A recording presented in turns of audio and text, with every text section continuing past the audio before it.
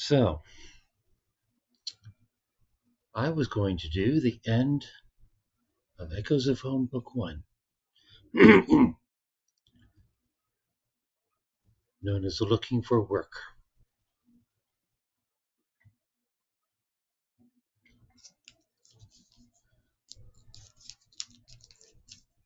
For those of you just joining with my readings of Echoes of Home, you're awful damn late in the game. But aside from that, it's a story of a man who finds himself in a game world. He's a man from Earth, he finds himself in a game world, has adventures, gains all sorts of skills, meets a native, marries her, and then finds a way to go to another world with her. And he asks her to come with him and have all sorts of new adventures. And they wind up at the beginning of the story in Oklahoma. They're a superpowered couple in an unsuperpowered world.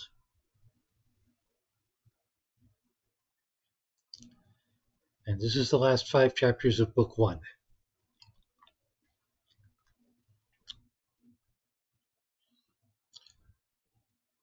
So, the man is Steve and the woman is Tsu'na. These are journal entries told by them alternating. Here's entry number 116 by Tsu'na. Funny girl.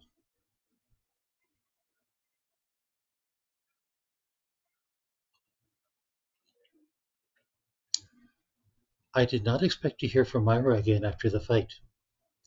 I thought she had made it clear she wanted nothing more to do with me, so I was surprised to get an email asking me to call her.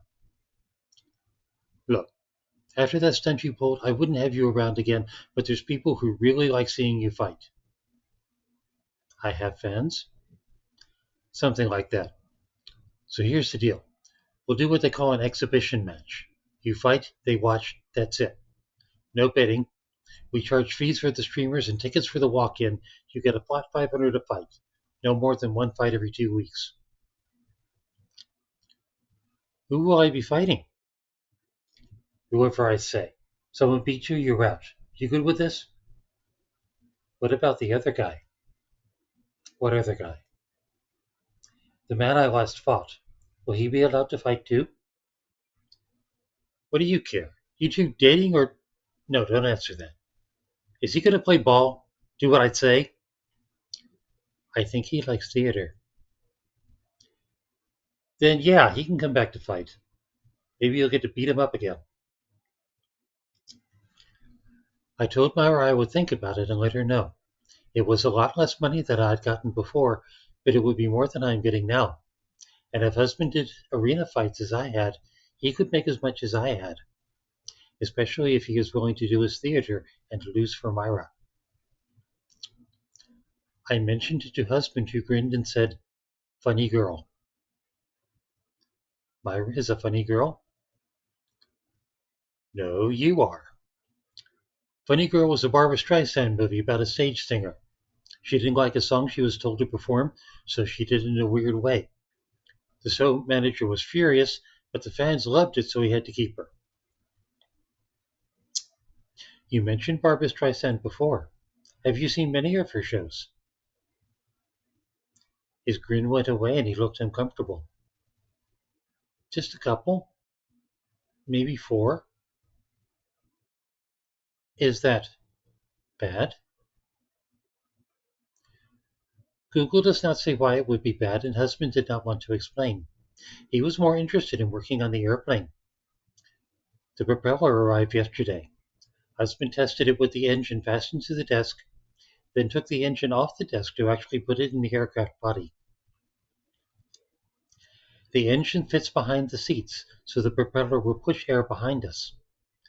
The fuel tank is between the second seat and the engine. I think I could reach it to put more cornering in. A plastic tube runs between the fuel tank and the engine, and wires go from the engine to the front of the airplane, in front of the pilot. Husband had made controls that connected to the wires. There is also a battery that husband says is for starting the engine. This is not the fuel cell he and Trevor are working on. It was another thing he had to buy. Husband did not attach the wings. Without them, the airplane looked like a skinny car, almost like the Falcon without its sides. He sat in the front seat and did something with his controls to make the engine run. The propeller spun so fast I could not see it, except for a cloudy brown disk. Then husband did something else with his controls, and the sound of the engine became louder and higher pitched, which I think meant the propeller spun faster. The wingless airplane rolled slowly forward, then faster as husband made the engine work harder still.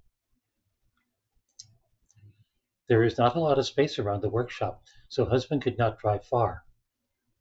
It is an airplane, yet I think it is driving if it is not flying, or perhaps simply riding. The sound of his driving brought Sam out from the pit. Sam said there were hayfields to the northwest if we needed more room. Had we known where, we could have put the airplane in inventory and gone ourselves, but Sam offered to drive us. So instead we put the airplane into the back of his truck. Sam called the owner of the hayfields on the way, a man named Jason. We got to a field where another truck was parked. Next to it was a man and a boy, who were Jason and his son Matt. Husband and I got the airplane out of Sam's truck, and then the four of us watched husband drive around the field, sometimes slow, sometimes fast. He could not steer the airplane. He said the wings were used for steering, so when he got far enough, he had to stop the airplane, get out, and turn it around. On the way back, husband apparently tried to make the engine work even harder. It looked like the airplane tried to stand on his nose. It rolled onto its side, dumping husband onto the grass. The propeller cut through some of the grass before the engine stopped running. Husband got the airplane back onto its wheels and drove it back to us. He declared it needed weight in the back seat if he was going to open it up all the way.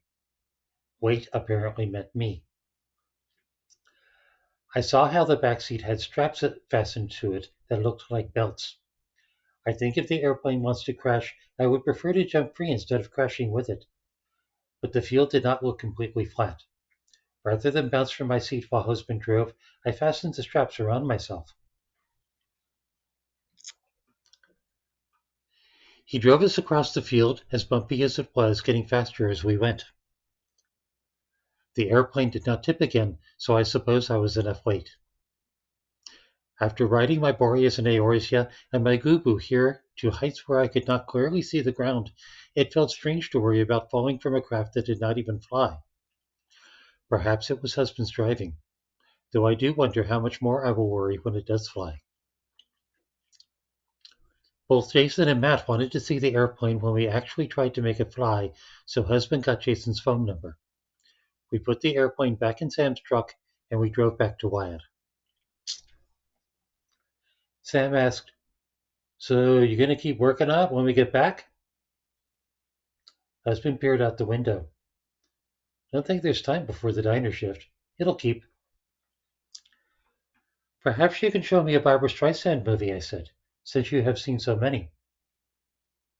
"Oh, yeah?" Sam grinned. "Like an In and Out? Gonna get with Tom Selleck and do theatrical commentary?" I did not know what Sam meant by that, but it was interesting to see a grumpy husband.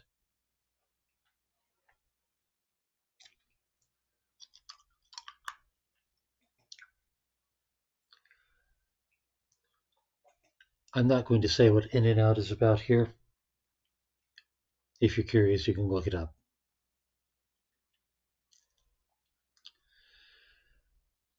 Entry 117 by Steve. Something stupid.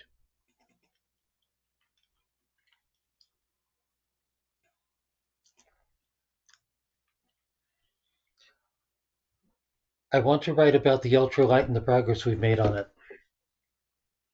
I want to write about how my magnificent Micote worked through the template recipe thing with her component recipes and how she made wind chimes.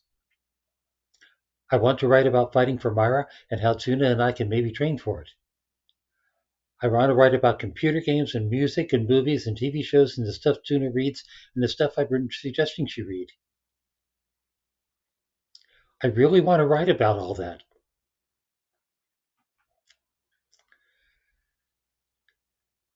Frank has been hanging out at the diner more. I guess since he can't officially pester us in the workshop, he decided to unofficially pester us at the diner. He'd nurse a cup of coffee while reading a newspaper. He's never tried our pies. He didn't seem to be paying us any attention. He was just there. It would have been a little easier to ignore him if he didn't sit all the way down at the end of the counter where he was between us and a lot of our teenage customers, who we couldn't ignore. Him and his newspaper and his coffee and his Stetson. He'd stay there for a good chunk of the evening. I didn't know if he was doing it on his off hours or if it was his idea of a night shift. If he was on his own time, he really should have tried a pie. Maybe if he'd been sitting closer to the register where he could be seen from the door and through the window, the stupid kid wouldn't have tried to rob us. I didn't see where Frank had parked. A cop car's kind of hard to miss. But maybe the kid was that nervous, or that stupid, or that strung out, or something. Whatever the reason, I suddenly found myself at the register looking at a ski mask and a gun. Open up the register! This was very, very bad. At that point, it would have been better if Frank hadn't been there at all, since he was down by the teens. If Frank drew on the kid, he'd have one target, but the kid would be firing into a crowd. I didn't know what Frank would do, so holding aggro wasn't an option. I gently rested my hands on the counter, saying, "Easy, take it easy," then vaulted over the counter so I was between the kid and everyone. He stepped back, but he kept the gun on me, a nice close target. Then I switched to Paladin and raised my shield. He froze, eyes wide. I quietly said, "You really should leave now." I didn't know where Tsu'na was. I thought she was in the back refilling the mop bucket, but I wasn't sure. She could have maybe gone ninja and stealthed around behind him, but then I heard the creak of her bow from the kitchen. The kid was fucked. He should have run. I would have let him, maybe let Frank pursue. But instead, he turned at the creek and fired a shot at what he saw. He was rewarded for this with an arrow to his arm that spun him around and knocked him into a table. The kid screamed. He grabbed his arm, tried and failed to raise the gun, and flung himself off the table to start stumbling toward the door. Tsu'na charged out from the kitchen, already drawing another arrow, and loosed into the kid's leg. He went down on his face, still screaming. I moved forward, shield still up. From behind me, I heard Frank yell, "Freeze!" I wasn't sure who he meant, so I stopped to see what he would do. He pushed around me with his gun out. His eyes darted between us, me in armor holding the shield between the kid and the teens, Tsu'na standing with a third arrow drawn, and the kid on the floor with 2 arrows in him and the gun somehow still in his hand. Frank settled on the kid and moved forward to grab the gun and wrest it from him. I admit I don't know anything about Frank. How much of him is watching cop shows, and how much might be training he received somewhere, and how much actual copying he's done. But I'm guessing this was his first time at securing a perp with 2 arrows sticking out of him. It certainly would have been mine. We didn't exactly have perps in Eorzea. I looked it up after we got home and found this on Reddit. No matter how incapacitated a suspect may appear to be, if they can move, then they have the potential for being dangerous. That is why they are handcuffed. In my training, we were taught to handcuff a suspect even if they were dead. Frank hesitated, kind of fussed a bit, but did the job, pulling the kid's arms behind his back and cuffing him. It made the kid scream more, but he was already screaming. I don't know how all this affected the teenage customers, the robbery, the gunfire, the violence, the screaming, so they all seemed okay when they left. I didn't have a lot of sympathy for Ski Mask's drama. I didn't have much for Frank. He got on his radio, calling in the incident, requesting an ambulance and backup. While he was paying attention to ski mask, I switched to Earth normal and got out my gator hunting shield. Tsu'na followed my example, switched from her ranged gear, and took out her gator hunting bow. I turned to the teens. Okay, guys, show's over, closing up now. They didn't put up a fuss, but Frank did. No one's leaving until I get statements. They're underage, deputy. You can't question them. He peered at me. Where's that armor you were wearing? What armor? You were wearing armor just a minute ago. I looked over my shoulder, betting on my esteem over Frank's. Hey guys, was I wearing armor a minute ago? A rousing chorus of no! I shrugged at Frank. Don't know what to tell you. Must have been my heroic aura, which probably doesn't show up on video. I didn't look to see if the teens behind me were suddenly busy with their phones. Then where's that shield from? Made it in the workshop. You like it? I can get you a deal on one. He turned to Tsu'na. You have a bow here? She tilted her head. It is my hunting bow. I brought it here. Should I not have? He grimaced at the two of us. You just happen to have weapons when an armed robbery occurs. Good thing, too, huh? I didn't think I'd need a shield tonight. I just brought it to show my wife. It is a very nice shield, husband. Thank you, my love. None of this was placating Frank, but he still had a burp to manage. You and your gear are coming to the station after I take care of this guy. Fine, I said. Can show the kids out. I want names. Get a subpoena.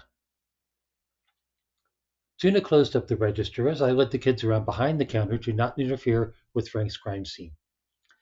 They acted like the incident was the coolest thing that had ever happened to them, which, in the Wyatt metropolitan vicinity, was probably true. Backup arrived in the form of a member of the Oklahoma Highway Patrol dressed in a brown version of Frank's attire. There was a localish ambulance, but the nearest hospital that could handle these sorts of wounds on a detained perp was in the Tulsa area, which made it a cross-country prisoner transport.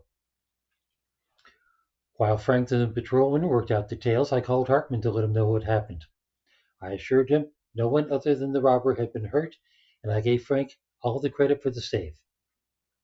Hartman sounded relieved and told us to call for a ride if we needed one. The arrangement was that the patrolman would ride in the ambulance with the perp while Frank followed with us. We locked up the diner. Then Frank loaded the shield and bow into his car's trunk and us into the back seat. That was the arrangement anyway. The ambulance started off. Frank pulled out behind it while he radioed in. He didn't get far. Dispatch en route with Frank, Charlie's in trouble. Betty? What's going on? Charlie's up by the old Lombard farm. He says he's pinned down and getting shot at. Okay, call state and... I did that. They said they're half an hour out. Charlie says there's too many of them. Sheriff and Mickey are on their way, but you're real close there. Betty, I can't. I've got people in the car with me. We consent, I said. What?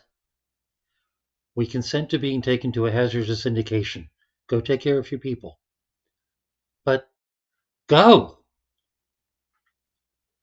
Dispatch en route. Advise state and patrolman Pickett of change of plans. Out. Frank flipped on the cop lights and siren and made a hard U-turn in the middle of the road. He tore up the highway, made a right on a smaller road that petered out into gravel, then turned onto an even poorer dirt road. That led to a fence with a broken-down gate, fields on either side, and what looked in the dark like a house and a barn. A bunch of vehicles were already there. 2 cop cars, their sides facing a herd of motorcycles and a couple SUVs. It looked like a broadside naval battle with all the muzzle flashes, though most of those were coming from the herd. The flashes on the cop side were far more fitful.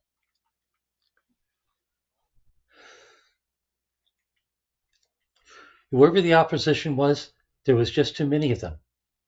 All they had to do was keep firing, keep the cops pinned down, and they could start coming around the sides.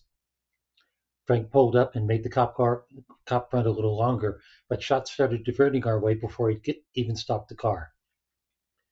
He threw open his door, yelled, "Keep down!" and made his way out to join the others. Maybe he could have let us out since the back doors are locked on the inside, but I suppose he thought we'd be safe in the car and not likely to do something stupid. But we couldn't just sit there. We had to do something, stupid or no. There were too many gangbangers or whatever they were. They had too many guns, and they were too willing to use them. Sure, we could have just teleported out of there, but that would have left the cops behind. Even if the windows hadn't shattered, even if the car would have stopped all the bullets, we couldn't just sit there and be safe. It wasn't something we could do. We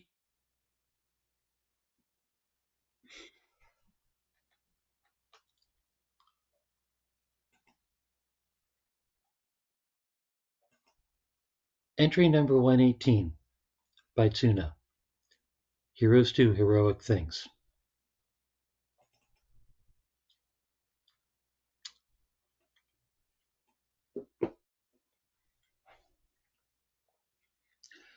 Husband tried to type up what happened yesterday. He did not get far. He took his laptop to bed with us and mostly stared at the screen. When it was clear he would be like that for a while, I put my back to him and managed to sleep. When I woke, he was asleep himself, and he had not made any progress with what he was typing. It still ended with the single word "we." Perhaps he does not like thinking about what we did. Perhaps he thinks typing about it will make it feel more real. I will let him sleep and try to describe it myself. We told Deputy Frank we had consented to being taken into a dangerous situation. We did not know anything about the situation, except that there were other deputies and people with guns, and that they were all shooting. I knew our armor could stop burst bullets, but we were in the rear seat of the deputy's car, and the doors were not made to open for people in the rear seat. Frank drove his car fast while talking to someone on what I think was a phone, getting directions and information. The car made a loud, piercing noise and was somehow flashing with red and blue light. I had not been in a car before that was driven like that. I wondered if we were in danger from his driving more than from the people with guns. He drove up a very bumpy road to a place with old buildings, a house, and I think a barn. There were other cars already, two that looked like Frank's car and others crowded together. Behind the deputy cars were hiding three people with deputy hats. Many more people, I assume bandits of some sort, were at the other cars shooting at the deputies, though they also started shooting at Frank's car as he drove in. He stopped his car, yelled at us to keep down, drew his gun, and got out to join the other deputies in shooting at the bandits. The other deputy cars were already damaged badly from being shot, and bullets were then hitting Frank's car too. When the windows in the car broke, we knew we had to do something other than keeping down. There were many more bandits than deputies. They seemed to have bigger guns, and they were moving to flank where the deputies were hiding. Husband and I did not need to discuss it. We both switched to Paladin, kicked open the doors of the car, and stepped out with our shields and swords drawn. Husband was on the side of the car with the bandits. The deputies were on my side. They stared as I walked around the car. Frank hissed, "What are you doing? Get down!" I ignored him and met with husband. The shooting had stopped when we emerged from the car. I think everyone was surprised to see us. We stood side by side in front of the bandits with our shields raised. Husband quietly said to them, "You really should leave now." It was what he had said to the bandit at the diner. He did not leave, and neither did the mess of bandits in front of us. Perhaps husband needs to find something more convincing to say. They resumed shooting, this time at us. Their shots bounced off our shields and armor. When it became clear they would not stop shooting, husband stepped behind me. I could tell he had switched to Dragoon when he leapt over when he leapt over me in a spine-shatter dive, coming down in the midst of the bandits, burying his lance into the chest of one of them. They seemed startled by this, or perhaps shocked. While they recovered enough to turn their guns on husband, I charged forward and swung my sword in an eclipse that cut down 3 of them in front of me. Husband pulled his lance free and attacked the men around him. When the men closer to me realized I was there, they turned and tried to grab me. I shield bashed some while I slashed others. They backed away from me, raising their guns once more. I switched to ninja to move more easily, drew my daggers, and charged at them. Husband had felled a number of bandits with his lance, but one of them opened a car door to use as a shield while he fired a shotgun. Husband was shaken by the blast, but his dragoon armor was not damaged. He turned to the shooter looking angry. He switched to warrior, raised his battle axe, and chopped through the car door before chopping through the shooter. People started to flee. I threw knives. Husband cut through the ones that remained. The last 2 tried to use vehicles. One got into a car, another started a motorcycle. They drove off in different directions. Husband and I switched to machinist. We stood back to back, drew our guns, and fired. The car I shot at rolled to a stop. I heard the motorcycle crash behind me. We swept the area with our eyes and our guns. Nothing else was moving. We holstered our guns, switched to Earth normal, and faced each other. There was something strange in husband's eyes. I do not know what he saw in mine. We held each other a moment before we noticed the deputies had come out from hiding and were approaching us. One was much older than the others. Husband addressed him. Sheriff? Parsons. Who the hell are you? There was no point in husband coming up with a new pair of names with Frank there. Stephen Tsu'na Herecat, he answered. The pretzel and pie people Frank's always going on about? Probably, yeah. The sheriff's gaze shifted to the bodies behind us. So what was all that? You supposed to be superheroes or something? Husband hesitated. He took a breath. Superpowered. Heroes do heroic things. I thought saving 4 men from a horde of bandits counted as heroic, but perhaps he was right. It was only slightly more work than battling a gator. I did not speak. As they were talking, Frank had raised his gun. His aim shifted between husband and me. In a shaky voice he said, You have the right to remain silent. The sheriff turned to him. What are you doing, Frank? I'm arresting them. You have the right to... Frank, they just saved our asses. Put your gun away. They just killed 20 people! Yeah, they did. 20 guys with 9 mils and shotguns and assault rifles, and you're one man with a 6-shooter. Stand down, deputy.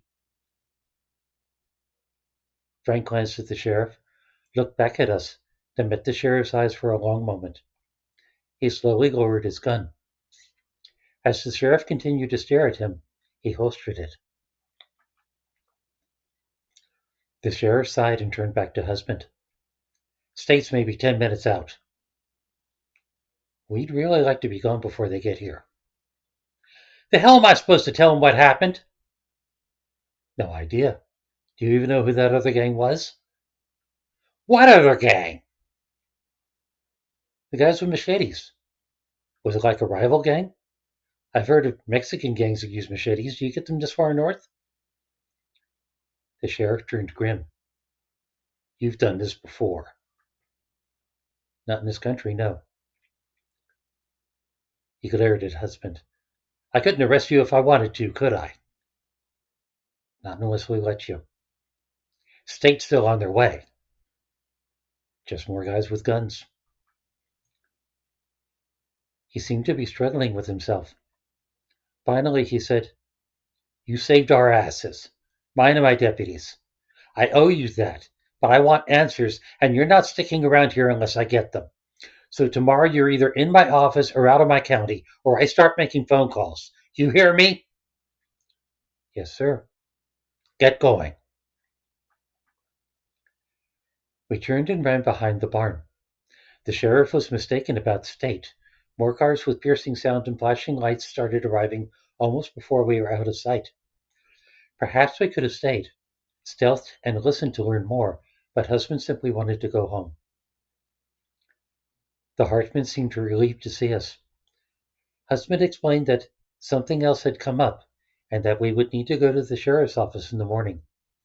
Mr. Hartman said he could drive us since, as the owner of the diner, they wanted to talk to him too. I believe last night was the first time husband has killed people in this world. He talks of the people that died while attacking me as people we have killed, even though he did not kill them himself. Now, rather than the people and things he killed in Eorzea, he has killed people he thinks of as real. I think this bothers him. I do not know if he was bothered more by the killing or by how ferocious he was. I should wake him soon. We need to be in the sheriff's office or out of the county today. I will try to make him breakfast.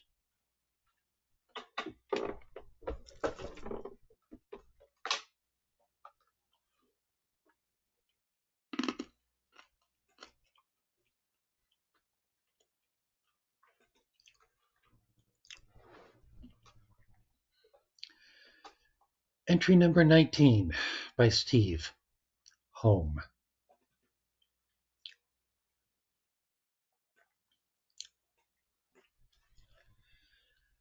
Tsu'na let me sleep in way later than she should have, considering we only had bicycles to get to the sheriff's office.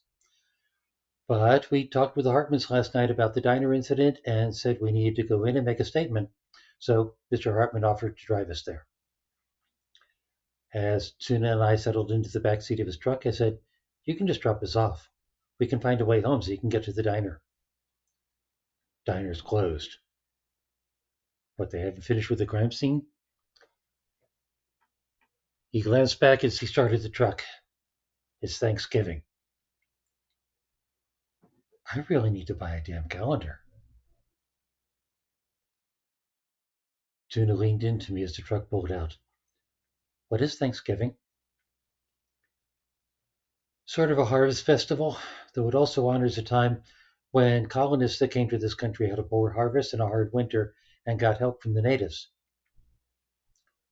Oh, so the natives and the colonists had good relations? Ask me tonight about what Myra means by the res. The Page County Sheriff's Department was a bit on the outskirts of the county seat, so we didn't get to see marvelous downtown Carroll, Oklahoma. Hartman pulled into a one-story building across from a strip mall. I could see 3 patrol cars, so maybe the bulk of the county's finest were in attendance. We climbed out of the truck and entered. Inside was a woman with a headset at a reception desk. Gathered in an area of desks were 3 guys in uniform, plus a couple of civilians, or I suppose off-duty or plain clothes, all chatting away. The chatting stopped when we came in. All eyes were focused on Tsu'na and me, even the receptionists. Hartman took in the scene, then stepped forward. Joel Hartman, hear about the robbery at my diner. The receptionist blinked and dragged her attention to him. Yes, sir. Have a seat. Someone will be with you shortly. Someone was with us immediately. Frank turned up and said, "This way." He led us through the desks toward a room at the back. Just before the door, he turned. "Ma'am, please remove your hat and coat." We studied him. I said, "My wife would be more comfortable with them on." He met my eyes. Standard procedure. In case of what? Maybe Frank felt safe in his cop house. Maybe he was trying to muster a shred of self-esteem with a minor power trip. Maybe he didn't truly appreciate how easily I could turn him into a carpet stain. My magnificent Mikota apparently decided to be more magnanimous than me, or at least more level-headed. She removed her coat and hat. She presented them to Frank. Take very good care of these. I didn't look, but I'm sure all the people in the room who had been staring at the two of us were now staring at my wife's ears and tail. Frank gestured us through the door. Sheriff Parsons was sitting at his desk. Mr. and Mrs. Herecat. His face worked through a couple of expressions before he added, Thanks for coming in. Thanks for the invitation, I managed. Do you know how long we might be? Mr. Hartman, the owner of the diner, is our ride. He's here? Frank, sit down with him and go over the details of the robbery. Sir? And close the door on your way out. There was a pause. Then we heard the door close behind us. We sat down in chairs in front of the desk. The sheriff was having difficulty not looking more at Tsu'na than me. You know, he began, Frank's been talking about you two a lot around here. How you're weird, how you're suspicious, how you're evasive, how you need to be fully investigated and stuff. I'm having a hard time accepting he was right all along. Really? Because I might have called what he was doing harassment of people who hadn't committed any crime. That we know of. That's what counts, isn't it? I concede that I am not aware of any criminal activity connected to the two of you. He leaned forward in his chair. But I also saw you kill 20 heavily armed people last night using weapons Frank swears you didn't have with you in his car. In defense of the general public. The general public consisting in that moment of you and your deputies. How exactly did you do that? Specialized training and equipment. Training. What sort of training? Classified. He pursed his lips. I said I wanted answers. There is limits to the information that I can give you. Maybe a few nights in lockup will change your mind. All due respect, sir, there's government agencies that are a whole lot more scarier than you. Like the ones I keep hoping will never draw the attention of. You wouldn't have a point of contact with a lot of them. Not that I'm at liberty to give you. His eyes flickered between Tsu'na and me. Seems like you both had this training and equipment. You trained together here? We met overseas. We got our training there. Where is that exactly? Also classified. He turned to Tsu'na. You speak English? Yes. Got anything to add to what your husband said? No. The sheriff's eyes panned over her face. A lot of people with ears like that where you come from? Tsu'na blinked and looked to me. I said, Your deputy should have heard about this cosmetic surgery. He didn't pass that info along? He might have mentioned it. Got the doctor's name? I'm sorry, are you asking for confidential medical information? Maybe I want to get my own set of ears. Wouldn't recommend it. It's pretty expensive. And painful, added Tsu'na. The sheriff's eyes flickered between us. Frank says you have no ID? That's correct, I answered. No Herecat in the system. Anywhere. Google talks about computer games for some reason. We chose it as our married name. No driver's license, no birth certificate. His gaze switched to Tsu'na. No passport? She's my wife. Marriage certificate? No. Fingerprints on file anywhere? Are we under arrest? He grimaced. Social security number? Not at liberty to divulge. So why not call DHS and make you their problem? That would make it our problem too, so I'd really rather you didn't. But why are we your problem? You carry weapons around and I don't know who you are. This state doesn't require weapon permits or registration. How are we different from anyone around here with a gun? Most people don't pull them out and use them. Neither do we, usually. We just thought saving your life yesterday was a good thing to do. I thought reminding him of that would maybe bring things into focus, but he just seemed to get more agitated. You hole up in a little building that you try real hard to keep my deputy out of. It's our space. Lots of people don't like police in their space. Say you're home just watching TV and drinking beer. Would you want someone coming in just to see? Is that what you're doing in there? Watching TV and drinking beer? What are you doing in my county? I quietly said, we're trying to live normal lives. Normal people can't pull swords and guns and axes out of their asses. Is it an actual crime? It's impossible, is what it is. You two are weird and dangerous and impossible, and I don't know a thing about you. It wasn't working. Reason and defensiveness and confrontation weren't de-escalating the situation. I had to try something different. Look, Sheriff, let me try to explain. Did you serve overseas? Vietnam. Okay, so maybe you can appreciate this. You go to another place, it's really another world. There's similarities, but there's so many differences too. Different plants, different animals, different people. It takes a while to get over the shock, and that doesn't even allow for what you're there to do. You meet people. You kill people. Sometimes you have to figure out which is which, and all the while you're wondering if you're ever going to see your home again. It's insane. And in the middle of all that insanity, maybe you meet someone.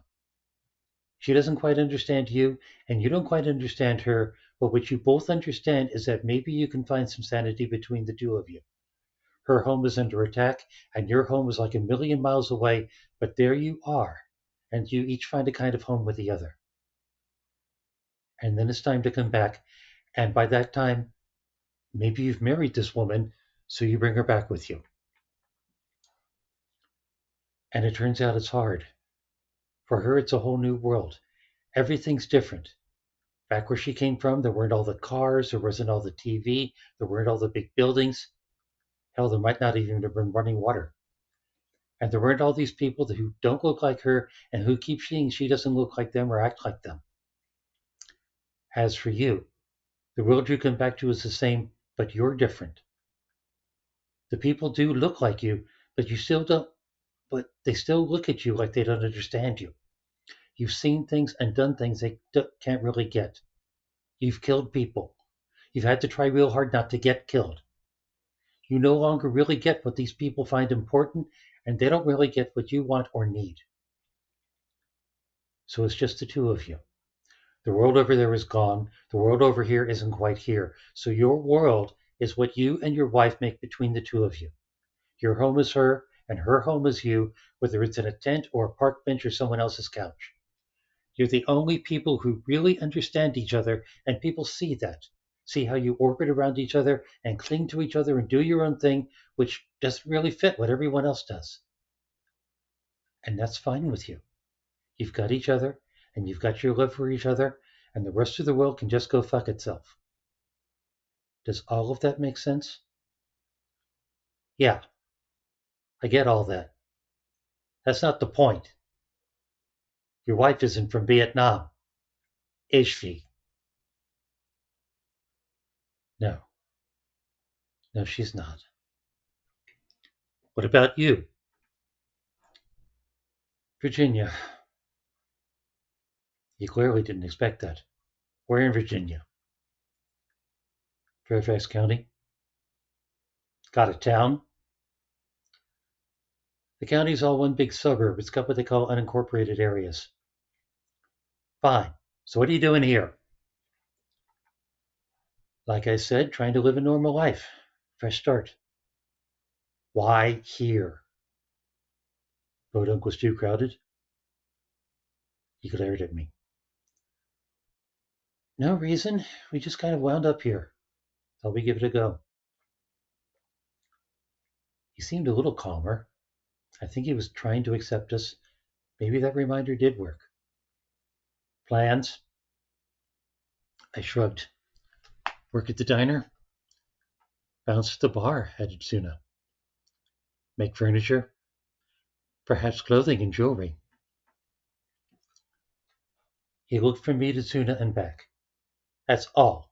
That's really all you plan to do. Make stuff and work, even with what you're capable of. That's the plan. I swear this sounds like a movie. Billy Jack or First Blood. That earned me a snort. He rested his elbows on the desk and rubbed his face with his hands. After a moment he said, Suppose I buy all that. Suppose, as a way of saying thank you for that last night, I don't call anyone right now. I'll have some expectations. Tuna and I glanced at each other but didn't say anything. First, those weapons stay wherever the hell they are, except in defense of ourselves or others. Noted. Second, you're on call. You want to deputize us? Can't do that without ID, can I? But if anything else comes up that we can't handle, I expect you to help out. I looked at Tuna, who smiled slightly. With great power comes great responsibility. So she did read Spider-Man. Good girl. I turned back to the sheriff. Sounds like civic duty. We agree. He studied my face, then nodded. Can't swear Frank will leave you alone. Not going to tell him to watch you, but he's still pretty fixated. I still call it harassment. But hey, as long as he stays out of our workshop. Why? What do you do in there? Does it matter? Whether we're making furniture or food or whoopee, it's our space. He considered this, then stood and offered his hand. Welcome to Page County, Mr. Herecat. I shook, and he turned to Tuna. Mrs. Herecat. He seemed to gather himself before adding, and thanks. We left the office and saw Hartman at a desk with Frank. We went over, and Tuna held out her hand. May I have my hat and coat, Deputy? Her tone might have been just the slightest bit icy. Frank looked past her to where the sheriff was leaning on the doorframe of his office, arms folded. He lifted the folded coat with the hat piled on it and handed them to her. She put them on as we followed Hartman out of the station. Everything okay? He asked us. We think so. Good. Let's get home and get dinner. Oh, we couldn't impose. You're part of the household and you're going to be home for Thanksgiving. That clear? Yes, sir. We helped set the table. We carried out the dishes. We sat around the food. Hartman said grace as Tuna watched with interest. He thanked the Lord for the dinner, for the good life they had, and that their Steve and Tuna were delivered out of danger while keeping people safe. The turkey was a little dry. The mashed potatoes were a little lumpy, and the cranberry sauce was a little sweet. I guess some diner skills don't really translate to making Thanksgiving dinner. I ate with gusto. After we helped clean up, we retired to our room. We undressed, we got under our fuzzy blanket, and we quietly laid together in each other's arms. Are we home now, husband? I think we might be.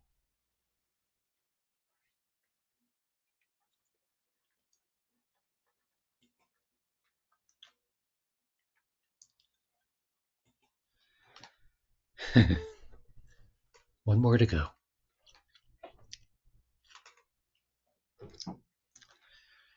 Entry 120 by Tsu'na. Quiet.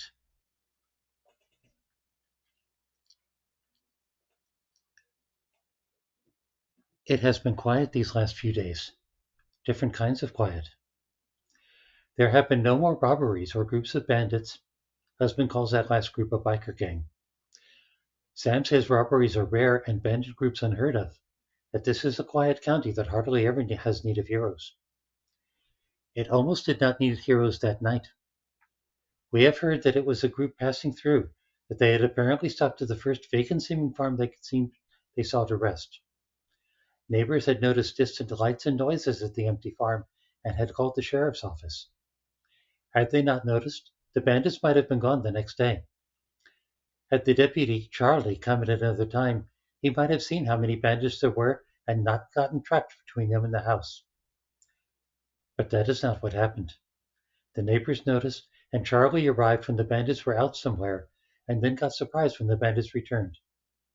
Then Charlie was in danger, and then everyone came, and then everyone was in danger. And we killed 20 people. Sheriff Parsons had said he would not make phone calls because we had saved their lives.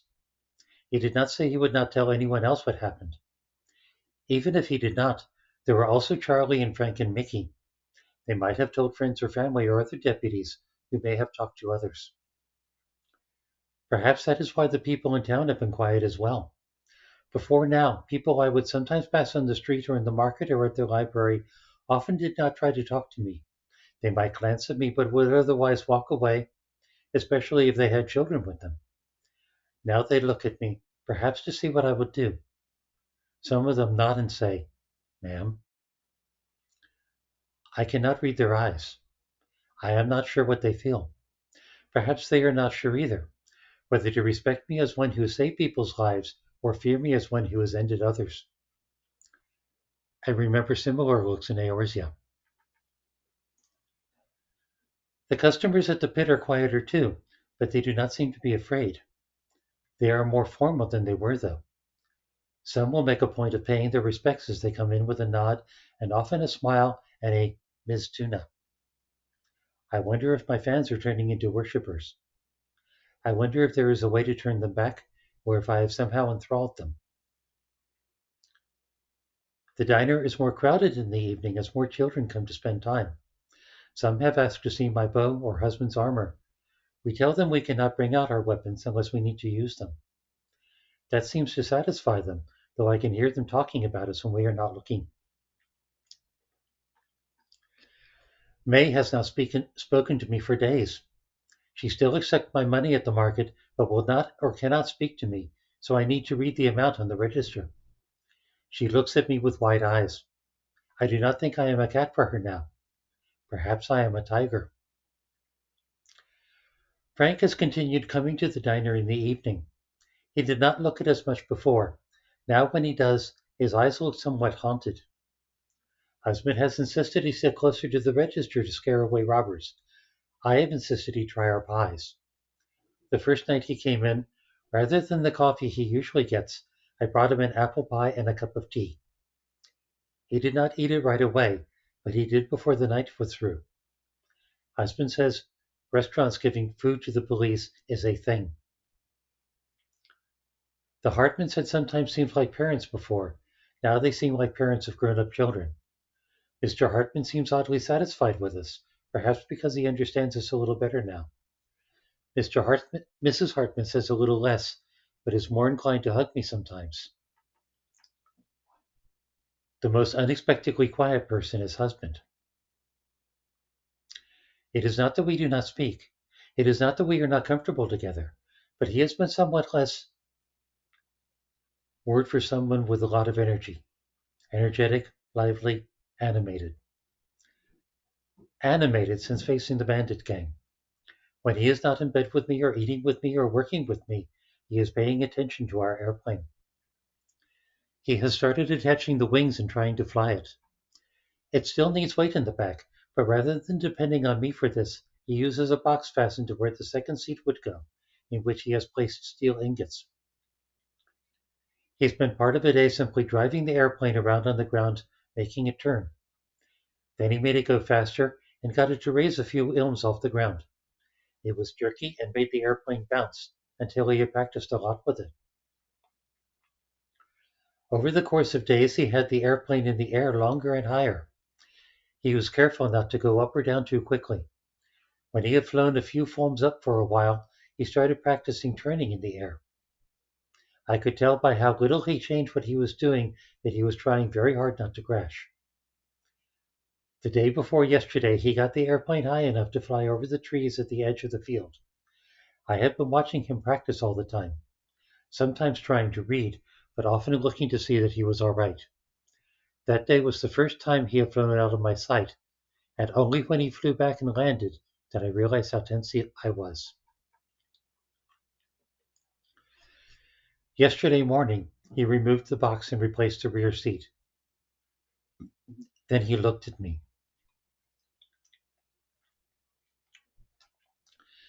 It seemed he had practiced enough that he thought he would not hurt either of us with the airplane. I had suspected this was coming. I got in the rear seat and fastened the belts around myself. I had already decided I would ride in that airplane, yet I was still tense. I could feel my heart beating. I was breathing a little harder. These things happened more strongly as he started the engine and made the airplane move. It left the ground. I watched the field fall away under us. Then I saw the tops of trees below us. We were surrounded by nothing but crisp, cold air. It was a mount I was not flying that I did not control. I was moving through the air because the machine was carrying me. My heart and breathing took a while to calm down after the airplane had landed. Husband undid the belts on his own seat and turned to look at me. He took my hand and washed my face. After a moment, I managed to laugh. We can fly. We can travel on our own, without cars or buses. Perhaps it is time to find the next area.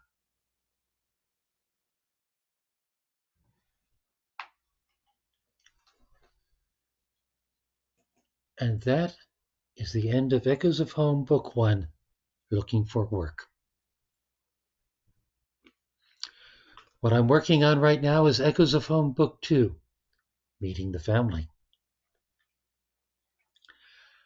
I may start reading from that in the future, though I also have a lot of side stories that I wrote.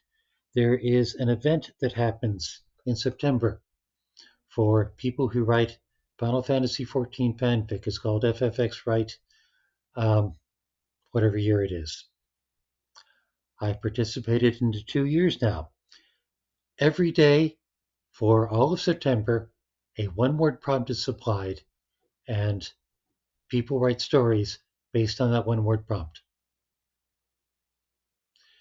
There is a drawing at the end for people who write each day for all 30 days to see if they win artwork supplied by volunteer artists. I didn't win the first year. Second year, it was run by somebody else who had a slightly different set of prompts. Got an icon. Used in Discord sometimes. And I'll be participating this year. You might have noticed that all my chapter names are only one word. It was the FF14 Write event that taught me to do that. Until then, until I got to like chapter 70, I hadn't even put chapter headings in. They were just numbers and the names of the people who wrote them.